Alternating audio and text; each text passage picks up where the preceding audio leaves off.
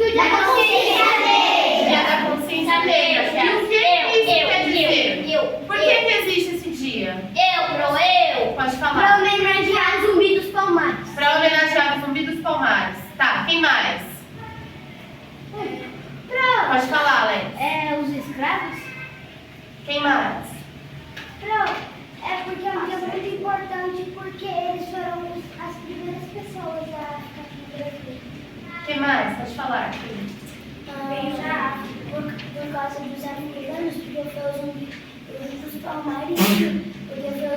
Palmares, que libertou os escravos da escravidão, e ele morou no dia 20 de novembro. Ó, em partes, você está certo, ó. O Dia da Consciência Negra é comemorado no dia 20 de novembro, porque dia 20 de novembro foi o dia da morte de Zumbi dos Palmares, tá? Zumbi dos Palmares, ele não era africano, tá, gente? Ele era brasileiro. Ele nasceu aqui no Brasil, onde atualmente é o estado de Alagoas, tá? Ele nasceu aqui, ele nasceu livre, ele não nasceu escravizado. Só que quando ele tinha 6 anos, ele foi capturado e foi escravizado. E ele foi direcionado a ser católico. A religião dele não era essa. Porque embora ele não fosse africano, ele fosse brasileiro, as pessoas da família dele vinham sim do continente africano e tinham outras crenças, tá? Só que quando ele foi escravizado, ele foi obrigado a seguir o catolicismo. E quem ficou com ele foi um padre. Então ele chegou a fazer até trabalhos na igreja. Por muito tempo ele seguiu isso, mas quando ele tinha 15 anos, ele resolveu que ele queria ir para o quilombo. Alguém sabe o que é quilombo? Alguém sabe o que é quilombo? O quilombo é um refúgio. Era um lugar onde as pessoas que estavam em estado de escravidão fugiam para lá. E quem cuidava desse quilombo era o tio do Zumbi dos Palmares. Quando ele foi para lá, aconteceu uma coisa muito revolucionária. Quem era o responsável por ali pelo estado de Alagoas, que ainda não chamava Alagoas, ele foi lá e conversou com o tio do Zumbi dos Palmares e falou assim: olha, não está valendo a pena o quilombo não ser parte aqui do nosso estado, que era pertencente ao estado do Pernambuco. E ele falou: isso não vale a pena, vamos fazer o seguinte, toda a sua galera, todo esse pessoal que mora com você está livre, eu liberto eles. Só que tudo que acontece aqui dentro, todo o trabalho de vocês pertence a nós. Ou seja, pessoal, era mais ou menos como se eles tivessem dito assim: olha, eu estou dando R$1.000 para vocês, mas tudo que vocês comprarem com esses R$1.000 é meu. Isso vale a pena? Vale. Não vale a pena, gente, não vale a pena, tá? E o Zumbi dos Palmares, ele não concordou com isso. Então ele resolveu lutar pela liberdade e ele deu muito trabalho, viu? E ele se casou com uma mulher muito forte, muito poderosa também, que se chamava Dandara. A Dandara, ela lutou do lado do Zumbi dos Palmares e juntos eles conquistaram muitas coisas, tá? E esse poderoso que estava querendo que tudo que pertencia ali ao quilombo dos Palmares pertencesse a Pernambuco, não conseguiu o que ele queria. Só que no fim das contas, infelizmente no dia 20 de novembro, quando o Zumbi dos Palmares tinha 40 anos, ele foi capturado e morto. Mas a vida dele deixou muitas marcas no povo negro no geral. Porque assim, ó, deu um estalo nas pessoas. Elas começaram a pensar que sim, não precisamos aceitar a imposição de outras pessoas, que a gente pode sim lutar pelos nossos direitos. E hoje em dia, no Dia da Consciência Negra, a gente não celebra só o que foi a vida do Zumbi dos Palmares, mas a gente celebra também as vidas negras, tá? A vida de todas as pessoas, na verdade, porque todo mundo tem o mesmo direito. Por mais que todos nós não tenhamos a mesma aparência, nem cultivemos a mesma cultura, todos nós temos o mesmo direito, certo?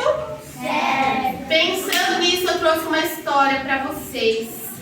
Querem ouvir a história? Sim! Ó, então prestem atenção, porque já vai começar, tá bom? 1, 2, 3 e já!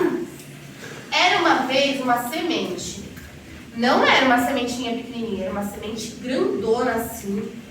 Sabe onde essa semente estava? Nos pés de uma grande árvore lá da savana africana. Um dia uma menina estava brincando lá no meio da savana e ela achou essa semente. E ela colocou a semente dentro da roupa porque ela achou a semente muito bonita. Mas uma coisa aconteceu com essa menina. Nesse mesmo dia, chegaram homens lá no lugar onde ela morava, capturaram a família dela, colocaram dentro de um navio e viajaram por muito tempo. E chegaram em um lugar onde tinham pessoas muito diferentes. Tinham indígenas, tinham portugueses, tinham alguns espanhóis. Esse lugar era chamado de Brasil. Já ouviram falar do Brasil? Sim! Conhecem? Sim! A gente mora aqui. E tinha uma floresta gigantesca com muitos tipos de árvores, muitos tipos de planta. Essa menina que havia sido capturada passou pelo meio da floresta e deixou essa semente cair. O tempo passou e essa semente conseguiu entrar para dentro da terra e ficou ali guardadinha por 10 anos. Mas de tanto que o sol e a chuva chamou, ela resolveu aparecer. Quando ela apareceu, ela olhou ao redor e ela achou tudo muito diferente. E ela começou a se perguntar o que ela era. O passarinho passou e ela perguntou: "Ei, passarinho, o que eu sou?" O passarinho disse: "Ah, você é um brotinho." Ela pensou: "Nossa, eu sou um brotinho? Mas um brotinho de quê?" E o passarinho sabiamente respondeu: "Você precisa crescer para descobrir." E o brotinho foi crescendo, e ao lado do brotinho havia uma samambaia. A samambaia, com seus grandes ramos, muito verdes, linda, balançava com o vento. E a sementinha, que agora era um broto, se perguntava: "Nossa, o que será que é aquilo?" E ela respondeu: Eu sou uma samambaia." "Nossa, uma samambaia? Será que eu também sou uma samambaia?" E a samambaia respondeu: "Não, você não é uma samambaia. Olha só, você nem tem esses ramos tão grandes e tão verdes. Você não é samambaia, não." O tempo passou e ali o brotinho se perguntando o que ela seria. Então a primavera chegou e um grande pé amarelo ficou inteiro florido. E ela ficou maravilhada, pensando: "Nossa, que coisa mais linda! Será que eu sou um ipê?" O ipê olhou para ela e falou: "Hã? Não, você não é um ipê. Afinal de contas, você é muito pequenininho. Você não tem nenhuma florzinha amarela. Você não é um ipê." Poxa. E o brotinho, que agora já era uma pequena árvore, ficou decepcionado, porque ele queria ser um ipê. Já pensou ser tão bonito? O tempo voltou a passar. O verão chegou e ele percebeu um cajueiro. Nossa, que árvore maravilhosa! Uma polpa extensa, uma grande árvore, cheia de cajus, cheia de frutos que eram muito cheirosos. E ele se perguntou: "Nossa, será que eu sou um cajueiro?" E o cajueiro respondeu: "Não, certeza que você não é um cajueiro. Cadê os seus cajus? Cadê as suas castanhas?" "Não, você não é um cajueiro." Então a árvore foi ficando triste, muito triste. E o verão chegou com muita força. E não chovia quase. Mas quando choveu, ele aproveitou e guardou dentro de si muita água. As árvores ao redor não conseguiam guardar tanta água. E ficaram esmirradas, perderam as folhas, Enquanto essa árvore estava lotada de água por dentro, estava cada vez maior e mais bonita. Quando de longe essa árvore tão grande, tão frondosa, viu um jacarandá. O jacarandá, que era uma árvore muito seca, logo percebeu que aquela grande árvore não era daqui. Só que percebeu que também era uma grande árvore muito triste. E o jacarandá berrei: nossa árvore, você é tão frondosa, tão grande, tão bonita, por que você é tão triste? E ele disse que ele era triste porque ele não sabia quem ele era. Ele não compreendia quais eram as suas raízes. Ele não sabia quais eram as raízes dele.